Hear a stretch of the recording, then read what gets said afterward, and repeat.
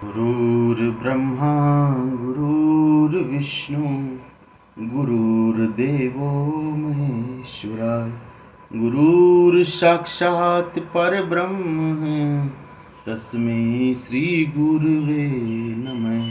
दंडोत वंदन अनेक बार सर्व कला समर्थ डोलन तेरा खो प्रभु नानक दे कर हथ। सब संतन को बंदगी और कोटि कोट प्रणाम। कीट न जाने भृंग को गुर कर ले आप समान। गुर कर ले आप समान। बड़े ही प्रेम और ध्यान से सत्संग को सुनेंगे। आज किसी ने ये पूछा कि जीव जो है संसार में जीवन यापन करने के लिए उसे दो तरह की परिस्थितियों से गुजरना पड़ता है। जब वो अपने मार्ग पर अपने, चाहे वो स्टूडेंट मार्ग विद्यार्थी का जीवन हो, चाहे वो किसी तरह की कोई जॉब करता है, नौकरी करता है, या कोई अपना कोई काम बिजनेस करता है, तो उसे हर वक्त यही दो बातों को समझना पड़ता है। जैसे नौकरी करने वाले को ये रहता है कि किस तरह से मैं ईमानदारी से बरतूं या किसी दूसरे तरीके से भी पैसे कमाऊं। क्या मेरे लिए वो ठीक है? क्या दूसरी तरह से कमाए हुए पैसे मेरे लिए वाजिब होंगे? सभी करते हैं, मैं क्यों ना करूं? जितनी नौकरी में करता हूं, जितनी सैलरी मिलती है, क्या उसी से मैं काम चलाऊं? बिजनेस करते हैं तो सोचते हैं कि इतने से काम नहीं चलेगा, तो क्या मैं किसी चीज़ की चोरी करूं, कोई चीज़ में मिलावट करूं, कोई चीज़ डुप्लीकेट तैयार करूं? इस तरह की बातें, सवाल जो आज सामने आया, तो जिसने पूछा उसका यही सवाल था कि कैसे हम इस चीज़ को सोचें, फैसला करें और उस पर अमल करने की कोशिश करें। सबसे पहले हम विद्यार्थी जीवन को लेते हैं। विद्यार्थी जीवन में सबको पता होता है कि जीवन पढ़ाई के लिए है। ये जो काल, ये जो समय हमको मिला है, जब से थोड़ी होश संभालना शुरू करता है बच्चा 15-16 साल से, और जब तक पढ़ाई पूरी ना हो तब तक उसे ये पता है कि जो भी मैं करता हूँ वो सब मेरे घर वालों की इच्छा और मेरे जीवन को सक्सेस बनाने के लिए, मेरे अपने पैरों पे खड़ा होने के लिए मैं करता हूँ। अब उसमें जब पढ़ाई का दौर आता है, पढ़ना होता है, तब उसे दो बातें रहती है। एक, ईमानदारी से पढ़ना, और दूसरा और वो काम करना जो पढ़ाई में अवरोध पैदा करते हैं। वो चाहे दोस्ती हो गया, वो चाहे मोबाइल हो गया, वो चाहे और अन्य काम धाम हो गए जो कि आजकल बच्चे करते हैं। इस बात को समझना चाहिए कि आपके लिए सबसे ज़रूरी क्या है। सबको पता पढ़ाई ज़रूरी है।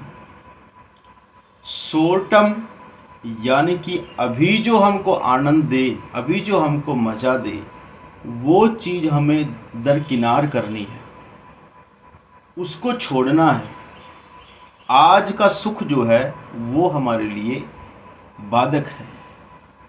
आज सुखी रहकर हम भविष्य को खतरे में डाल रहे हैं। जैसे ही आप इस बात को समझेंगे अनुभव के स्तर पे, ऐसे नहीं, हाँ हो सकता है किसी को नहीं भी समझ आए, आजकल ऐसे ही है, समझ थोड़ा सा कम आती है। अगर नहीं समझ आए तो उसे 1-2 साल करके देख लेना चाहिए। मनमुखी सब काम करो, पढ़ाई की तरफ ध्यान मत दो, और अपनी मर्जी के सब काम करोगे तो आपको पता लग जाएगा डिस्ट्रैक्शन से क्या होता है। तो दूसरा, जैसे ही हमें ये समझ आ गया कि हाँ ठीक है, मुझे फ्यूचर बनाना है, मुझे अपने जीवन को अच्छाई की तरफ लेके जाना है। और पर सवाल ये भी करते हैं, तो ये जो शॉर्ट टर्म जो हमें लालच मिलते हैं, जो वक्त वक्त के हमें लोभ मिलते हैं, तो इनसे कैसे बचा जाए। देखो, बचपन से हम कुछ नहीं करने लगे, ये नहीं कि हम पैदा होती करने लगे। किसी चीज़ का पहले संस्कार पड़ता है अंदर, पहले उसे देखा सुना जाता है, फिर उसका आजमाइश होती है, फिर दूसरों को देखकर लोभ बढ़ता है।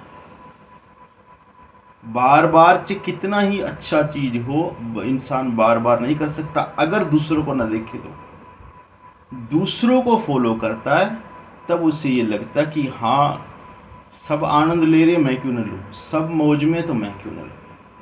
ये जो चीज़ है, सबसे बड़ा जो बीमारी है, ये दूसरों की है। इस तरह से अगर बच के चला जाए, इन सब चीज़ों से थोड़ा सा सावधानी से बरता जाए, तो अच्छा पढ़ाई भी हो सकती है।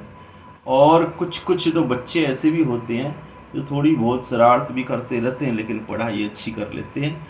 तो क्या कहना भाई, सीधी बात यह समझना चाहिए, डिस्ट्रैक्शंस को हटाकर और एक तरफ ही ध्यान रख के और पूरा अपना ईमानदारी से काम करना चाहिए। ऐसे ही बिजनेस है, आपको लगेगा कि अभी ये काम करने से हमको इतना प्रॉफिट है, ठीक है, उसके बाद इतना है, ठीक है।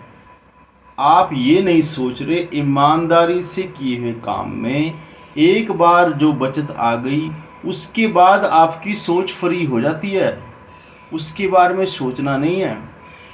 क्यों? क्योंकि आपको भय नहीं है। भय नहीं है इसलिए आपको दोबारा विचार नहीं करना। एक बार हिसाब किताब हो गया, एक बार सब बातें समझ आ गई, सो हो गया। क्योंकि ईमानदारी दृढ़ता लेके आती है, कमजोरी नहीं। लेकिन अगर वही काम, वही चीज़, वही पैसा अगर गलत तरीके से कमाया हुआ है, तो वो सोच एक बार शुरू हो गई, वो रुकेगी नहीं। आपको भय रहेगा, बचाने के तरीके ढूंढोगे। ये रहेगा कि जो हमारे पास मुलाजिम काम करते हैं, जो लेबर या दूसरे तरह के लोग काम करते हैं, उनको ना पता लग जाए। ये रहेगा कि कस्टमर को ना पता लग जाए। ये रहेगा कि अगर किसी तरह से रेड पड़ गई तो मेरा क्या हुआ। बहुत तरह के खतरे हैं, तो सोच फ्री हो ही नहीं सकती। और जिसकी सोच रेगुलर चलेगी उसकी नींद डिस्टर्ब होगी, जिसकी नींद डिस्टर्ब होगी, सोच नहीं रुकती है, तो वो धन सुकून लेके आया कि दुख लेके आया। वो क्या लेके आया, वो दुख खड़ा करके, दुख लेके आया, उसने दुख आकर खड़ा कर दिया। सो इस बात को समझना चाहिए। अगर आज ये हालत है और फिर बढ़ेगा बिजनेस, पैसे आएंगे तो इंसान का लालच तो लालच है, और बढ़ेगा, वो और ज़्यादा करेगा, और ज़्यादा करेगा, और स्ट्रेस बढ़ेगी जैसे जैसे वो बढ़ता जाएगा, क्योंकि रुकने का नाम नहीं है। सो ये अंत लालच है। सो जैसे जैसे वो आगे बढ़ता जाएगा, उसकी ऐसी हैबिट हो जाएगी, उसे लगेगा पीछे मुड़ना संभव नहीं। और जैसे ही उसने पूरी तरह से हथियार डाल दिए, सरेंडर कर दिया, तो वो समझो फिर ऐसे दलदल में फंस जाएगा, निकल नहीं सकता फिर। तो ये नहीं कहता मैं कि भाई तुमने क्या करना, क्या ठीक है, क्या गलत है, अपने अपने फील्ड के, अपने अपने जीवन के हिसाब से अपना काम करो। नौकरी वालों को भी देखना चाहिए, जॉब वालों को जो देखना चाहिए, जिससे पूछा गया कि भाई जो ईमानदारी का धन है ना, वही ठीक है। आपको कम लगता है, कुछ काम और कर लो, कोई साइड में काम कर लो अपना, कोई बिजनेस कर लो। लेकिन अगर आप उसमें भी गड़बड़ करोगे, या रिश्वत या किसी ढंग से अन्य तरीके से पैसे कमाने की कोशिश करोगे, आ जाएंगे। लेकिन बीमारी में कहीं और, कहीं कोर्ट कचहरी में गिर गए, चोरी हो गए, कोई पता नहीं है। एक बंदे ने सारी उम्र नौकरी की, पेंशन आया तो मतलब उसमें भी उसको पैसे मिले, पेंशन भी आई, सारे बच्चे बुच्चे ब्याह, सारा कुछ भी किया, और आज उसको मैंने देखा है वो लोन की किस्तें भरता है। मतलब समझ लो, वो धन कैसे कर कहाँ चला गया, वो वैसे ही खर्च लग गया, लड़कों ने लगवा दिया, औलाद ने लगवा दी, ये हो गया, वो हो गया। उसका जो जीवन है आज भी 2000 में चल रहा है, खाना पीना, और कहीं जाना पड़ता हुआ तो किराया बस। तो उसका 1000 2000 उसका खुद का खर्चा है घर के अलावा, बाकी सारा धन, सारा पैसा और ही शरीरों ने और ही लोगों ने खर्च किया। तो अब ये बताओ कि तुमने काली कमाई किस लिए की, क्यों अपनी आत्मा काली की। तो इसलिए ये सीधी सीधी सिंपल सी बात है।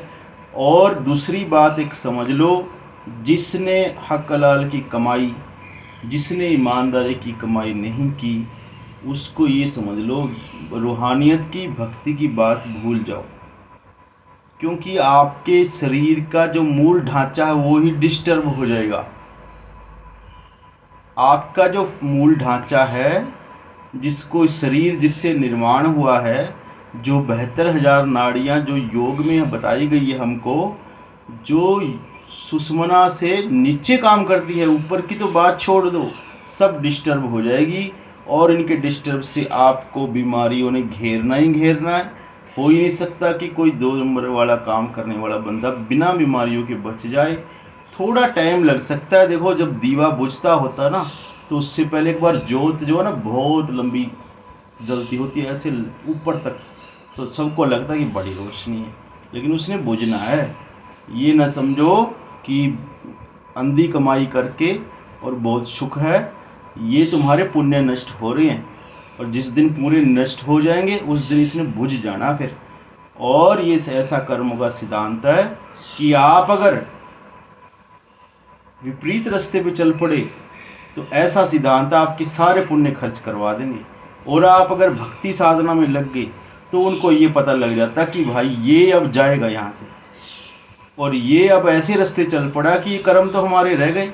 तो यहाँ की जो प्रकृति, जो कानून है, वो कर्म जल्दी भुगतवाने की कोशिश करते हैं। तभी तो भक्तों को, संतों को दुख आते हैं, तभी उनको दिक्कत आती है, क्योंकि वो कर्म साइकिल तेज हो जाता है। जैसी कर्म साइकिल तेज होगा, तेज तेज कर्म आएंगे, जल्दी जल्दी आएंगे, तो जल्दी जल्दी भोगेंगे भी। अब डर के मारे छोड़ना गलत है बस। सो ये रिक्वेस्ट है, विनती है कि अच्छे काम करो। हो सके तो किसी प्रेशर में अगर नहीं हो, कोई मजबूरी नहीं है, कुछ है ऐसा है, तो विनती है ये सबसे कि ठीक ढंग के काम करो और अच्छे पैसे कमाओ, ईमानदारी के पैसे कमाओ। सब चीज़ होनी भी ज़रूरी है, आजकल सब ज़रूरी है। और अपना पाठ भजन भी करो। तो सीधी बात है, कबीर साहब ने कहा, पहले मूल सुधार, कारज हो सारा है, कर नैनो दीदार महल में प्यारा है। तो बहुत बहुत धन्यवाद। थोड़ी सी जो बात है आज, जो किसी ने सवाल किया था, वो रिक्वेस्ट वो आपके सामने रखा है। तो सबसे विनती है कि अपना सोच समझकर सत्संग को सुनकर, फिर सोच समझकर, फिर विचार करके, मनन करके, फिर देखना चाहिए कि क्या कहा गया है सत्संग में। तो बहुत बहुत धन्यवाद। साथ साथ